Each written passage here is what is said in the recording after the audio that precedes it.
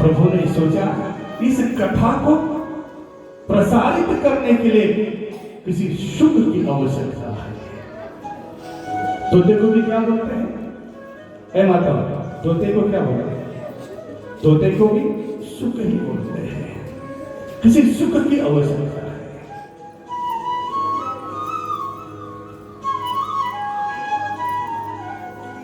आज ये भगवान शिव जी के द्वारा इस कथा को श्रवण करते हुए ये सुख जो है व्यास देव जी की यहां प्रकट होता है। 12 साल माता के गर्भ में वास करता है। निश्चित है माता के गर्भ में 12 साल वास किया है। इसका मतलब क्या है? हमें अपने जीवन में तप करने की आवश्यकता है। 12 साल में एक तप माना जाता है। अरे कुंभ आता है क्यों? कितने साल से आता है? 12 साल में एक बार कुंभ आता है। तप की आवश्यकता है। तब जो है सुख की प्राप्ति हो सकती है।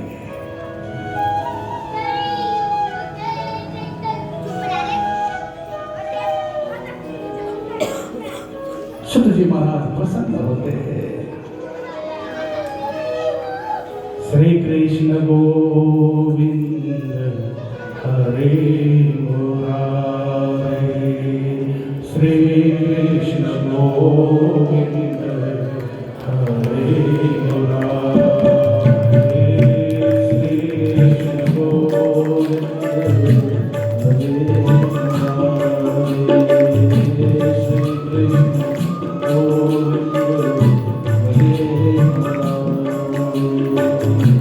श्री कृष्ण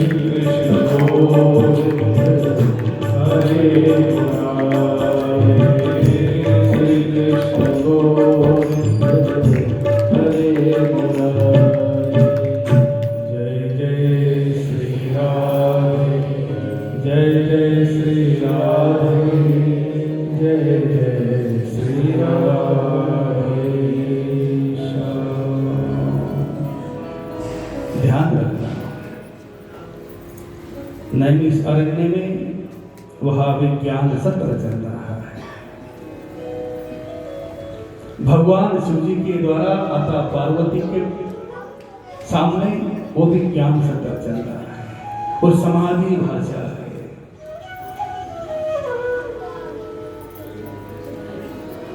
सुखदेव जी महाराज राजा परीक्षित को श्रीमद् भागवत प्रदान कर रहे, वो ये ज्ञान सत्र चल रहा है। सनत कुमार आदि जो है संत नारद जी को श्रीमद् भागवत का श्रवण करा रहे हैं। वो भी एक ज्ञान सत्र चल रहा है। ज्ञान सत्र कहाँ चल रहा है? कई जगह पर ज्ञान सत्र चल रहा है, लेकिन हर एक ज्ञान सत्र का उद्देश्य अलग अलग है।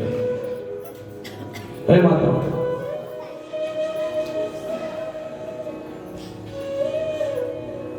सनत कुमार संत नारद जी को सप्ताह विधि सुना रहे हैं।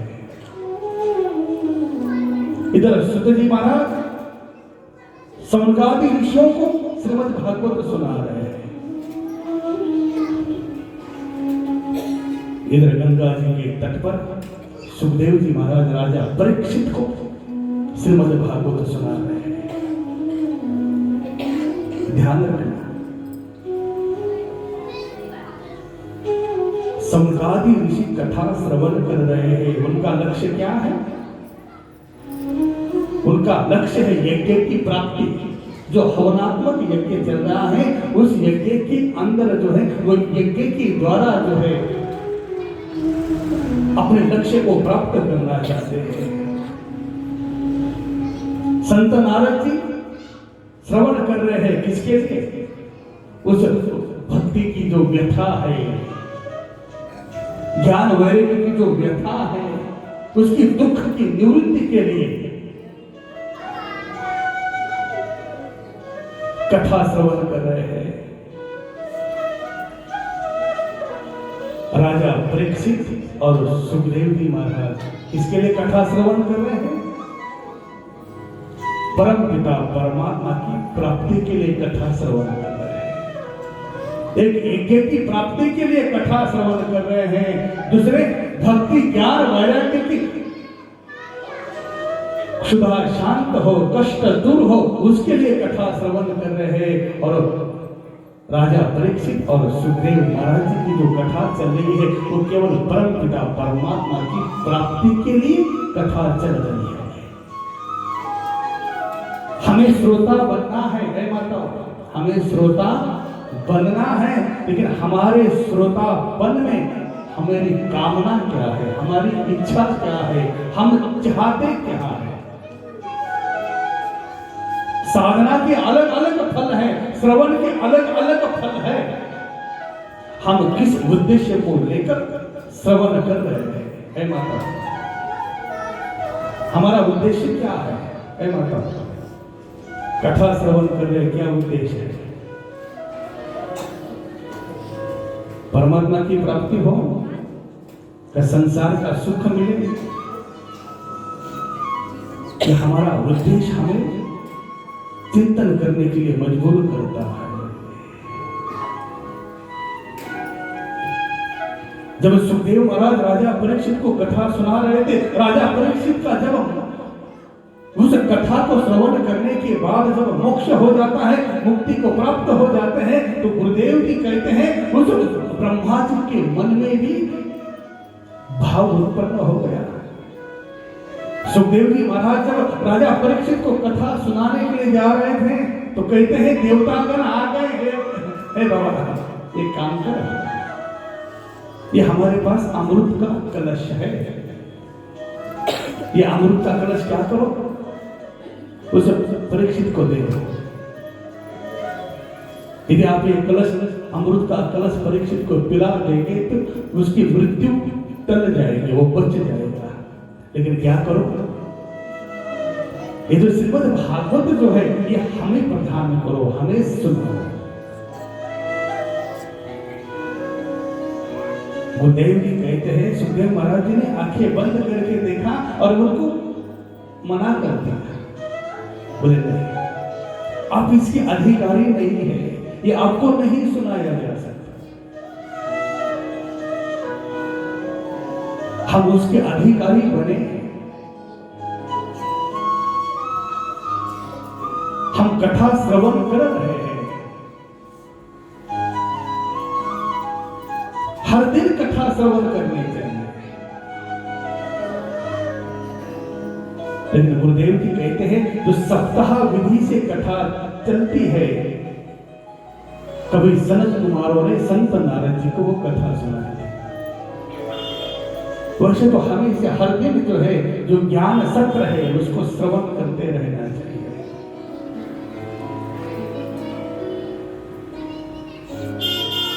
एक समय की बात है, संत नारद जी व्याकुल होकर जो है हिमालय की कंदराओं में भ्रमण कर रहे थे, बड़े व्यथित थे, कष्टी थे। ध्यान रखना है माता, एक संत है संत, और जो व्यथित है, हमारी व्यथा अपने लिए होती है। हम दुखी अपने ही कर्मों से है। संत की आंखों से आंसू झलक रहे हैं, संत कष्टी है, दुखी है। संसार की इस व्यथा को देखकर संत आज दुखी है। संत नारद जी दुखी होकर, कष्टी होकर पहुंच गए।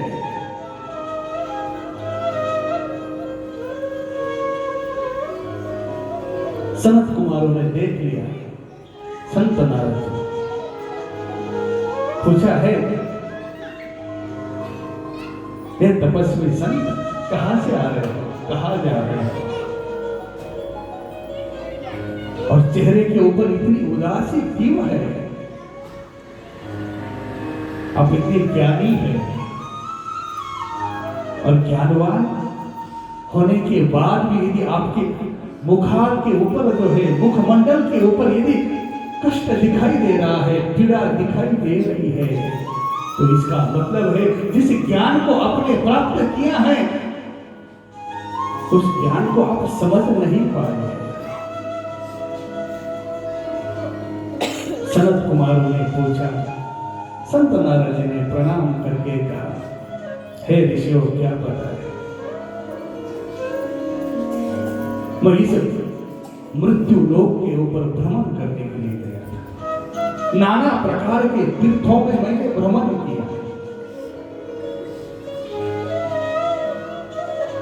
ध्यान रखना, नाना प्रकार के तीर्थों में मैंने भ्रमण किया। ऐसा मुझे लग रहा था कि इस मृत्यु लोक के अंदर जो है धर्म का बोलबाला होगा, सत्य का बोलबाला होगा।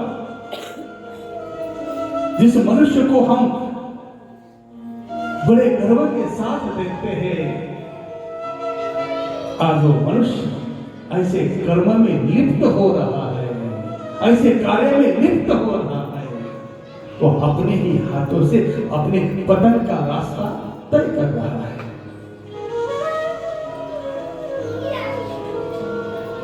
ऐ माता, हमारा शरीर कहां पर है? हाँ? यहां पर है। मन कहां पर है? मन कहां पर है? यहां पर है, बैठे हैं, आए हैं, सत्संग के लिए आए हैं। मन कहां पर है? आज का ये प्रथम दिन है और प्रथम दिन में फसल होती क्या नहीं? फसल खेती होती क्या नहीं? हाँ? खेती में यदि कोई बीज बोना है तो क्या करना पड़ता है?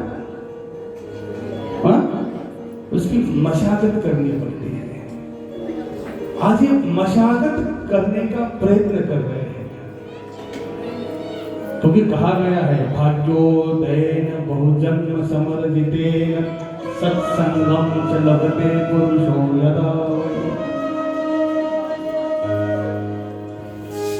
कई जन्मों का भाग्य उदय करना पड़ता है, कई जन्मों का। सत्संग में हम कितना बजे का समय? 3 बजे का समय रखा था। 3 बजे का समय हमने कथा का रखा था। कितना व्यवधान हो गया? 3 की जगह 4 बज गए।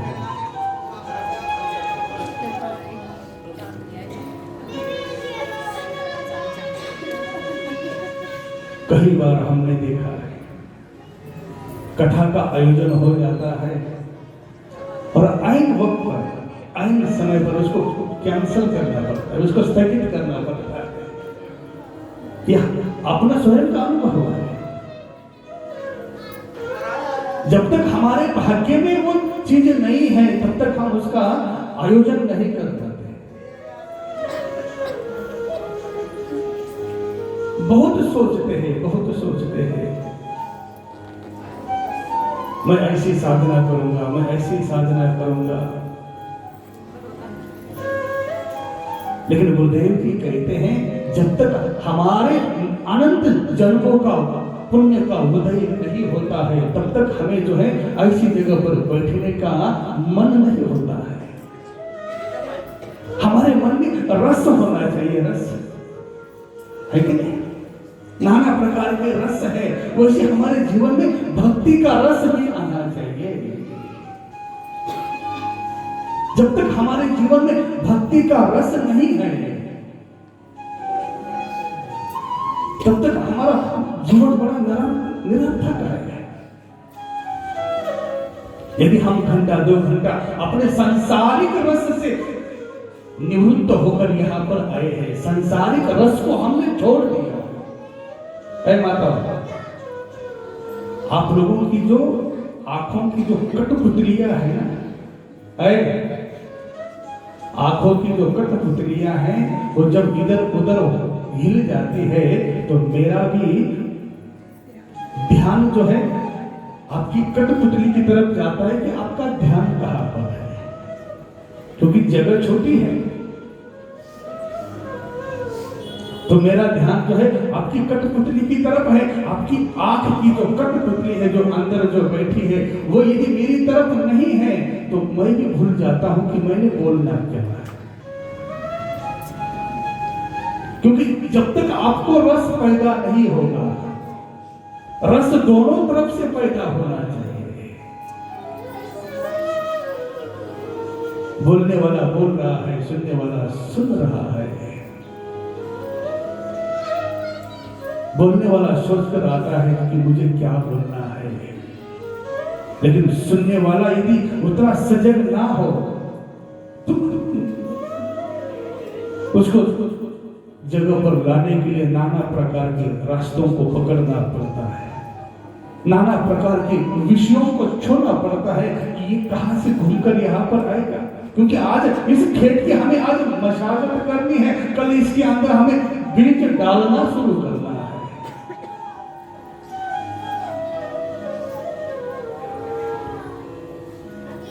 राजा परीक्षित को कथा सुनाई भगवान कृष्ण की, यहाँ जहां भगवान कृष्ण जो बुआ है माता कुंती, उनके कुल में जो है ये राजा परीक्षित, पांडवों के घर में ये राजा परीक्षित पैदा हुआ, लेकिन कहीं ना कहीं वैराग्य का अभाव रहा, वैराग्य दिखाई नहीं दे रहा है।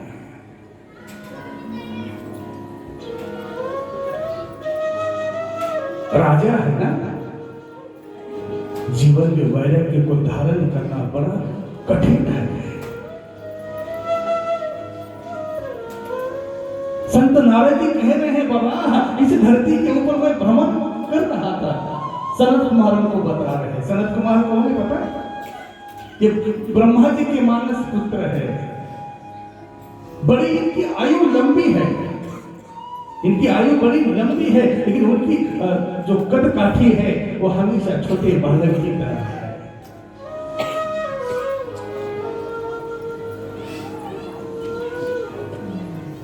संत नारद जी ब्रह्मा जी के मानस पुत्र है।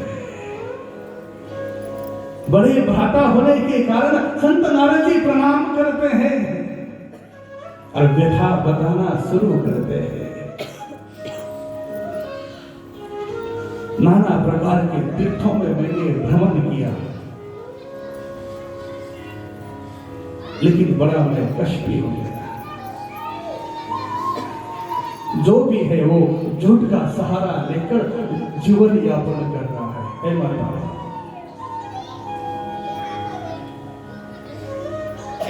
हमें सच का सहारा लेकर जीवन यापन करना चाहिए। हमारा कर्म ऐसा होना चाहिए कि जो हम अपने गुरु के पास निर्भय होकर बोल सके, हमारी व्यथा हम निर्भय होकर अपने गुरु के पास बोल सके, हम अपनी व्यथा अपने माता पिता के पास निर्भय होकर बोल सके, ऐसा हमारा कर्म होना चाहिए। यदि हमारे कर्म को यदि हम अपने गुरुदेव के सामने नहीं रख पा रहे हैं, हमारा कर्म हम अपने माता पिता के सामने नहीं रख पा रहे हैं, हम हमारा कर्म हमारे बड़ों के सामने नहीं रख पा रहे हैं, समझ लेना कि मेरा जो कर्म है नीति के मार्ग पर नहीं जा रहा है, मेरा कर्म अनीति के मार्ग पर जा रहा है। संत नारद जी कहते हैं कोई नीति का सहारा नहीं ले रहा है, कोई धर्म का सहारा लेता हुआ मुझे दिखाई नहीं दे रहा है।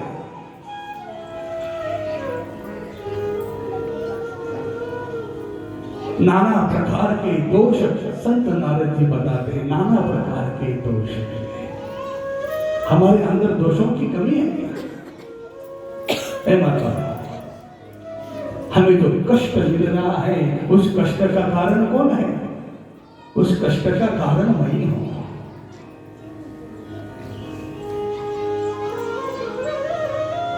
इस संसार के अंदर जो रस है,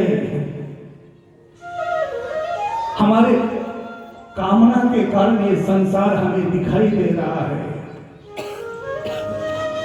हमारे माता पिता के कामना के कारण हम यहां दिखाई दे रहे हैं। ये काम रस का परिणाम है। वो रस नीतिमय कैसे होगा? संत नारद जी बता रहे हैं, भ्रमण करते करते करते करते कहीं क्षेत्रों में गया, अचानक मैं वहां वृंदावन में पहुंच गया।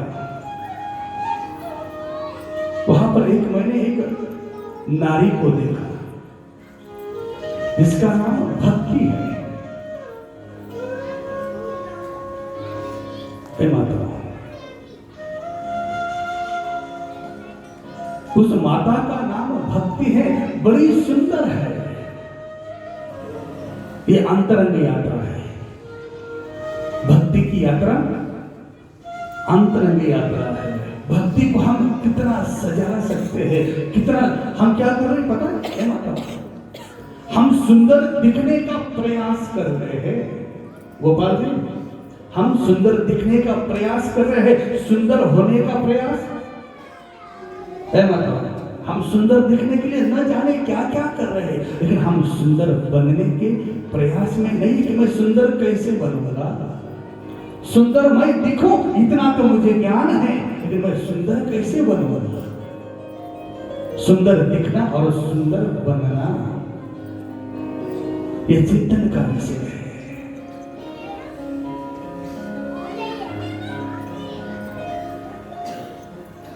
उस भक्ति को देखा, बड़ी सुंदर है, लेकिन गुरुदेव जी कहते हैं उसके पास में दो बिल्कुल वृद्ध अवस्था को प्राप्त हुए व्यक्ति दिख रहे हैं। जीर्ण शीर्ण उनका शरीर बन चुका है।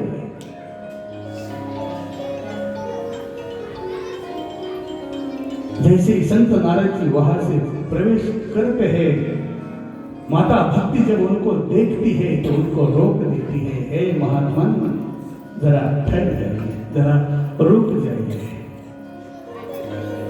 और जब उस सुंदर नारी को संत नारद जी देखते हैं तो पूछते हैं कि आपका क्या परिचय है, आपकी क्या पीड़ा है, आपकी क्या व्यथा है, आपको क्या कष्ट है, इसकी उस कष्ट की निवृत्ति के लिए मैं क्या कर सकता हूं? ध्यान रखना, संत नारद जी परिचय पूछ रहे हैं। बहुत सारे लोग आते हैं ना, ये माता अचानक जब गुरु जी के पास आते हैं तो हम पूछते हैं कैसे है, क्या हाल है, तो 80% 90% लोगों का एक ही जवाब आता है, गुरु जी अब तो जाने जाना हो, आप तो सब जानते हो। तो गुरुदेव जी बोलते, बाबा मैं ये तो जानता हूं कि तो सच्चित आनंद स्वरूप उस परम पिता परमात्मा का चेतन स्वरूप है। तो परमात्मा में है, तो चेतन रूप है, तू नश्वर नहीं है, ये तो मैं जानता हूं, लेकिन तेरे घर में क्या पीड़ा है ये तो मैं नहीं जानता, इसलिए तुझे तेरी पीड़ा बतानी पड़ेगी। इसलिए आज संत नारायण जी कहते हैं, देवी आपका क्या परिचय है, आपको क्या पीड़ा है, क्या कष्ट है, क्या यातना है, जिसका मैं निवारण कर सकता।